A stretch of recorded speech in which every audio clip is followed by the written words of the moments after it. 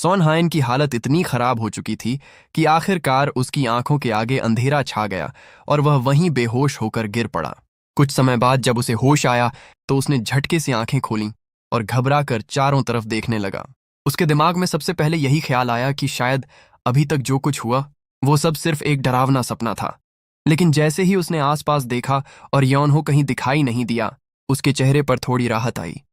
फिर उसे पिछली घटना याद आ गई। यौनहो का वो खतरनाक चेहरा, हाथ में तलवार और लगातार सिर पर पड़ते वार। सोन हयन डर के मारे बड़बड़ा उठा। वो दानव जैसा चेहरा। तभी पीछे से बिल्कुल शांत आवाज आई, किसका चेहरा दानव जैसा है? सोन हयन की आत्मा जैसे शरीर छोड़ने ही वाली थी। वह चीखते हुए उछल पड़ा और पीछे मुड़कर देखा। सामने यौनहो बिल्कुल सामान्य तरीके से खड़ा था, जैसे कुछ हुआ ही ना हो। यौनहो ने उसे घूर कर पूछा, मुझे देखते ही ऐसे क्यों उछल रहे हो? सन हायन के शरीर का हर हिस्सा डर से कांप रहा था।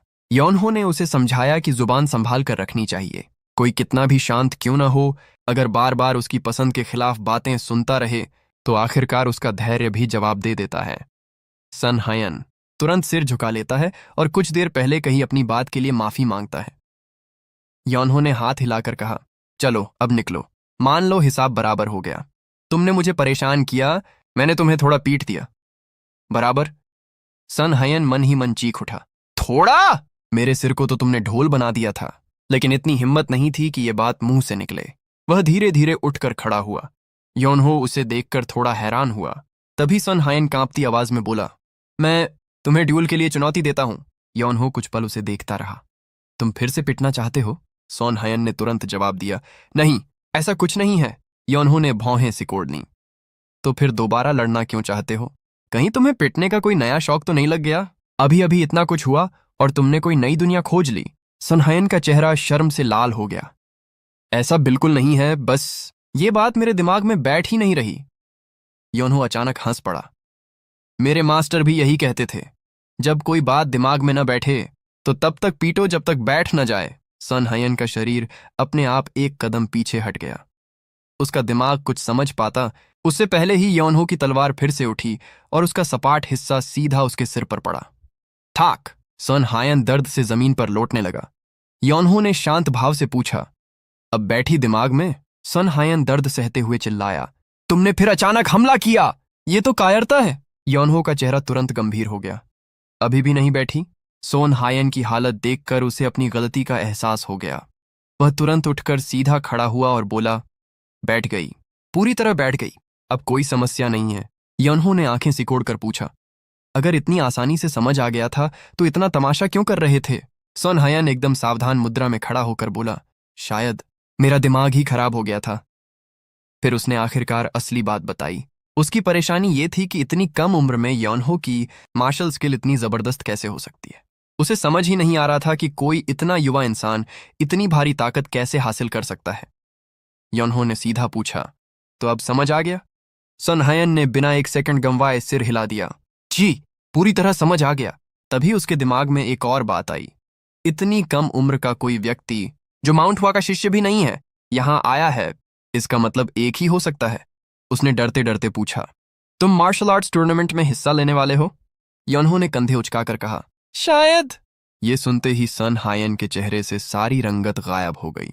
उसके माथे पर पसीना आने लगा। उसके दिमाग में सिर्फ एक ही ख्याल घूम रहा था, गया काम से 9 ग्रेट सेक्ट्स के सारे प्रोडिजीज के सिर अब खतरे में हैं। सन हयन ने यौनहो को कुछ पल तक घूरा, फिर बिना किसी बहस के पीछे हटने लगा।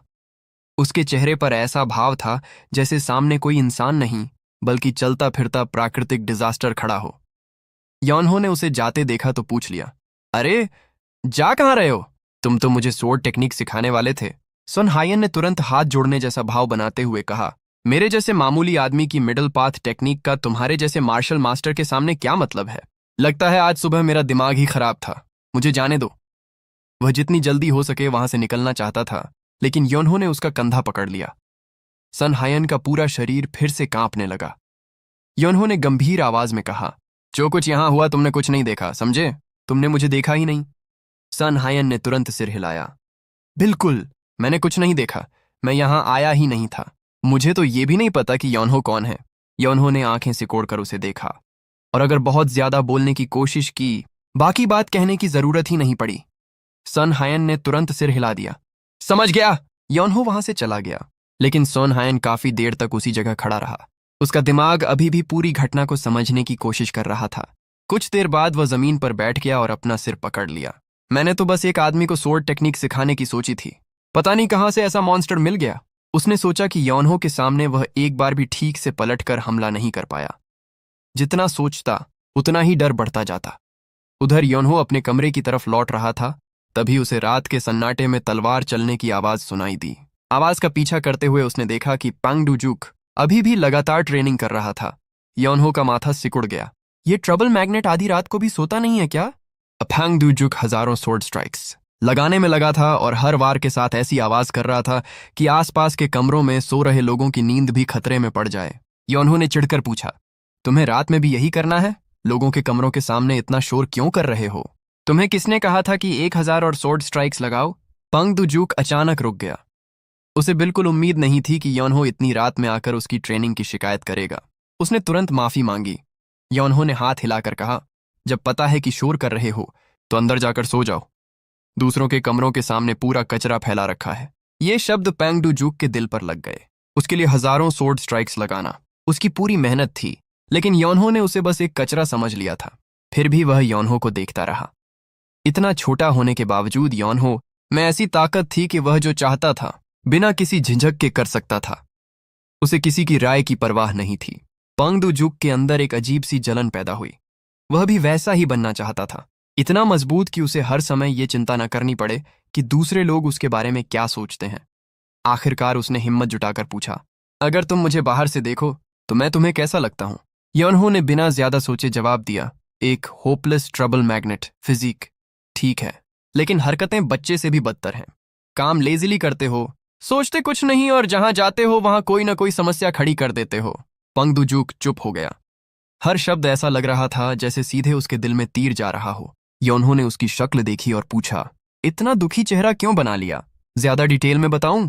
पांग डूजुक ने सिर झुका लिया और धीरे से पूछा, मुझे क्या बदलना चाहिए? योनहो ने उसे देखा। तुम्हें लगता है मैं तुम्हारी जिंदगी की सॉल्यूशन बुक लेकर घूम रहा हूं? पांग डूजुक ने सिर हिलाकर कहा, नहीं।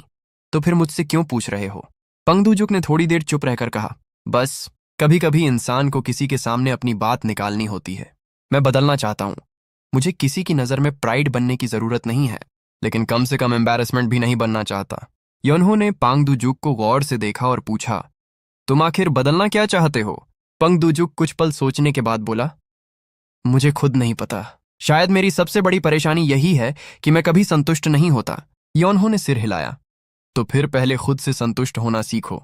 या तो अपना गोल हासिल करो, या फिर आज तुम जैसे हो उसे स्वीकार कर लो।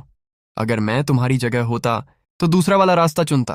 काफी बढ़िया डील है, मेहनत भी बचती है और दिमाग भी शांत रहता है।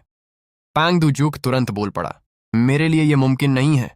अगर मैं खुद से ही संतुष्ट हो गया तो उन लोगों का क्या जो मुझसे उम्मीद लगाए बैठे हैं? योनहो की भौहें तन गईं। तुम्हें इतना बदलने की जरूरत ही क्यों महसूस होती है? पांग डूजुक ने धीमी आवाज में जवाब दिया, क्योंकि मैं चाहता हूं कि हर कोई मुझे पहचान सके। जब लोग मुझे स्वीकार करेंगे तभी शायद मैं भी दूसरों को स्वीकार कर पाऊंगा। योनहो ने तुरंत उसकी बात काट दी। ये तो बेवकूफी वाली बात है। अगर तुम खुद को ही नहीं पहचानते तो दूसरे लोग तुम्हें क्यों पहचानेंगे? पांग डूजुक कुछ नहीं बोला। योनहो को अपने मास्टर की एक बात याद आई। मेरे मास्टर कहा करते थे कि अगर पूरी दुनिया तुम्हें बेवकूफ भी बोले तब भी ऐसे जियो जैसे तुम बहुत कूल आदमी हो। पांग डूजुक हल्की मुस्कान के साथ बोला, सलाह तो बहुत अच्छी है, लेकिन उसे अपनी जिंदगी में लागू करना इतना आसान नहीं है। योनहो ने पूछा, कौन रोक रहा है? फिर उसने खुद ही उदाहरण दिया, लोग मेरे बारे में भी बातें करते हैं। कहते हैं योनहो आलसी है, कुछ नहीं करता, बस आराम करता रहता है। तो क्या मैं उन लोगों को खुश करने के लिए दिन रात मेहनत शुरू कर दूं? पांग डूजुक की आंखें चमक उठीं। तो तुम्हें भी बुरा लगता है जब लोग तुम्हारे साथ ऐसा व्यवहार करते हैं? तुम भी तो कुछ कर सकते हो, और तुम ये कैसे कह सकते हो कि तुम्हें दूसरों की रिकॉग्निशन की जरूरत नहीं? योनहो ने बिल्कुल सामान्य अंदाज में जवाब दिया, क्योंकि मुझे सच में जरूरत नहीं है।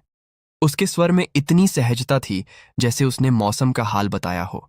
पांग डूजुक कुछ पल उसे देखता रह गया। योनहो फिर वहां से जाने लगा और जाते जाते बोला, तुम मानो या मत मानो, मैं तो ऐसे ही जीने वाला हूं। फिर वह थोड़ा रुका और पांग डूजुक की तरफ देखा, और वैसे तुम इतने भी बेकार नहीं हो। 1000 स्वॉर्ड स्ट्राइक्स लगाने के बाद भी 1000 और लगाने का मन करता है। इतनी मेहनत करने वाले स्वॉर्ड्समैन को कम से कम थोड़ी रिकॉग्निशन तो मिलनी चाहिए। ये सुनते ही पांग डू जूक की आंखें फैल गईं। उसके चेहरे पर धीरे धीरे एक छोटी सी मुस्कान आ गई। उसने कुछ नहीं कहा, लेकिन अंदर से योनहो को धन्यवाद दिया। योनहो के लिए ये बस कुछ साधारण शब्द थे, लेकिन पंग डू जूक के लिए उन शब्दों की कीमत बहुत ज्यादा थी। पहली बार किसी ने उसकी कमी गिनाने के बजाय उसकी मेहनत को देखा था। अगले दिन माउंट हुआ पर सुबह की रोशनी फैल चुकी थी। पक्षियों की आवाज और पहाड़ों पर चलती ठंडी हवा के बीच नया दिन शुरू हो चुका था। योनहो ने आंखें खोलीं और महसूस किया कि उसका पेट अब पहले से थोड़ा बेहतर है, लेकिन अगले ही पल उसे अपनी ट्रेनिंग याद आ गई। वह मन ही मन सोचने लगा, मैं इतना स्ट्रांग बनने के पीछे क्यों पड़ गया? मैंने ट्रेनिंग शुरू करके सच में अपना दिमाग खो दिया है। आराम मिल रहा हो तो सब कुछ छोड़कर आराम करना चाहिए। योनहो को खुद पर शक होने लगा। अगर मास्टर मुझे ऐसे ट्रेनिंग करते देख लेते तो शायद रो पड़ते। मेरे पास पैसे हैं, दुनिया में शांति है, मुझे खुद को काम में झोंकने की जरूरत ही क्या है? उसने फैसला कर लिया, बस अब मैं लेजी ही रहूंगा। जिंदगी को बेवजह मुश्किल बनाने की क्या जरूरत है? तभी दरवाजा खुला और पापा अंदर दाखिल हुए। योनहो अभी आराम से बिस्तर पर पड़ा ही था कि पापा ने अचानक बिस्तर उठाने की तैयारी कर ली। योनहो तुरंत चिल्लाया, जाग गया, जाग गया, बेड नीचे रखो। पापा ने उसे घूर कर देखा। योनहो ने तुरंत मासूम चेहरा बनाकर कहा, थोड़ा तो कंपोजर रखो, ये हमारा घर भी नहीं है। पापा का चेहरा देखकर साफ पता चल रहा था कि ये बात उन्हें बिल्कुल पसंद नहीं आई। उन्होंने पूछा, तुझे कैसे पता चला कि मैं अंदर आया हूं, फिर भी तूने सिर तक नहीं उठाया? योनहो ने ऑकवर्ड होकर कहा, बस सोचा थोड़ा और आराम कर लूं। और भाई, यही उसकी सबसे बड़ी गलती थी। अगले ही पल पापा ने बिस्तर पलट दिया। योनहो के आराम की सारी उम्मीदें उसी के साथ हवा में उड़ गईं। पापा ने झुंझलाकर उसे जमकर डांटा, जबकि योनहो के चेहरे पर साफ लिखा था, आज भी आराम नहीं मिला। अब योनहो अपने पापा के साथ माउंट हुआ के जूडिंग ग्राउंड की तरफ बढ़ रहा था। रास्ते में योनहो ने चारों तरफ नजर दौड़ाई और मन ही मन सोचने लगा कि लोग आखिर इतने दूर तक सिर्फ लड़ाई देखने के लिए कैसे आ जाते हैं। माउंट हुआ तक पहुंचने के लिए कई खतरनाक और रीढ़ की हड्डी कंपा देने वाली चट्टानों को पार करना पड़ता है, लेकिन यहां तो ऐसा लग रहा था जैसे पूरा जंगू लड़ाई देखने के लिए छुट्टी लेकर बैठा हो। योनहो ने आसपास देखते हुए कहा, यहां तो जरूरत से ज्यादा खाली लोग हैं। जहां भी उसकी नजर जाती, लोग ही लोग नजर आ रहे थे। हर तरफ टूर्नामेंट की चर्चा थी और हर कोई आने वाली लड़ाइयों को लेकर उत्साहित था। लेकिन योनहो को ये सब बस ऐसे लोगों की भीड़ लग रही थी जिनके पास अपनी जिंदगी में करने के लिए कोई और काम नहीं था। पापा ने उसे बताया कि आज क्वालिफायर्स शुरू होने वाले हैं। इस बार लगभग 100 पार्टिसिपेंट्स आए हैं, इसलिए टूर्नामेंट के मुख्य मुकाबलों से पहले संख्या कम करना जरूरी था। योनहो ने तुरंत हिसाब लगाना शुरू कर दिया। अगर पहली राउंड में 100 लोग हैं तो लगभग 50 मुकाबले होंगे, और अगर किसी एक फाइट में लगभग 1 घंटे तक लग गया तो 3 दिन और 4 रातें भी शायद कम पड़ जाएंगी। योनहो के चेहरे पर चिंता साफ दिखाई देने लगी। उसने पापा से पूछा, क्या ऐसा नहीं हो सकता कि सब लोग अपने अपने कमरे में जाकर लड़ लें और फिर रिजल्ट लेकर वापस आ जाएं? उसके हिसाब से इससे काफी समय बच जाता, ना इतनी भीड़ जमा करनी पड़ती और ना लोगों को घंटों दूसरों की लड़ाई देखते बैठना पड़ता। पापा ने उसे समझाया कि अगर किसी मुकाबले में कोई गंभीर रूप से घायल हो गया तो बात टूर्नामेंट से निकलकर बदले और दुश्मनी तक पहुंच सकती है। फिर वही चीज एक साधारण टूर्नामेंट को परिवारों के बीच रिवेंज वॉर में बदल सकती है। योनहो ने सिर खुजाते हुए कहा, यह तो काफी कॉम्प्लिकेटेड है। पापा ने तुरंत जवाब दिया, कॉम्प्लिकेटेड टूर्नामेंट नहीं है, पार्टिसिपेंट्स की जिंदगी है। बाहर से लड़ाई आसान दिखती है, लेकिन जैसे ही लोग पूरी ताकत से लड़ना शुरू करते हैं, कुछ भी हो सकता है। योनहो ने राहत की सांस लेते हुए कहा, अच्छा हुआ मैं अलायंस रिप्रेजेंटेटिव बनकर आया हूं, वरना मुझे भी पूरा दिन बैठकर ये प्रिलिमिनरी मैचेस देखने पड़ते। वह मन ही मन उन बेचारे पार्टिसिपेंट्स के बारे में सोचने लगा जिन्हें क्वालिफाई करने के लिए लगातार कई मुकाबले लड़ने पड़ेंगे। लेकिन तभी पापा ने बिल्कुल सामान्य अंदाज में कहा, तू भी प्रिलिमिनरी में हिस्सा लेगा। योनहो के कदम वहीं रुक गए। उसके चेहरे का रंग उड़ गया। उसने धीरे धीरे पापा की तरफ देखा, जैसे अभी अभी उसे जिंदगी का सबसे बड़ा धोखा मिला हो। मैं भी? पापा ने बिना किसी दया के सिर हिला दिया। योनहो के दिमाग में तुरंत एक ही बात घूमने लगी, इतनी दूर सिर्फ टूर्नामेंट देखने आया था और अब खुद ही टूर्नामेंट का हिस्सा बन गया। भाई, किस्मत भी इसकी ऐसी है कि आराम करने निकले तो काम हाथ में पकड़ा देती है। योनहो ने एक बार फिर मैदान की तरफ देखा, जहां बाकी लोग उत्साह में चिल्ला रहे थे। वहीं उसके चेहरे पर सिर्फ एक ही सवाल था, क्या मैं वापस जाकर फिर से सो सकता हूं? लेकिन अब देर हो चुकी थी। माउंट हुआ का टूर्नामेंट शुरू होने वाला था और इस बार योनहो को सिर्फ दर्शक बनकर बैठने का मौका बिल्कुल नहीं मिलने वाला था।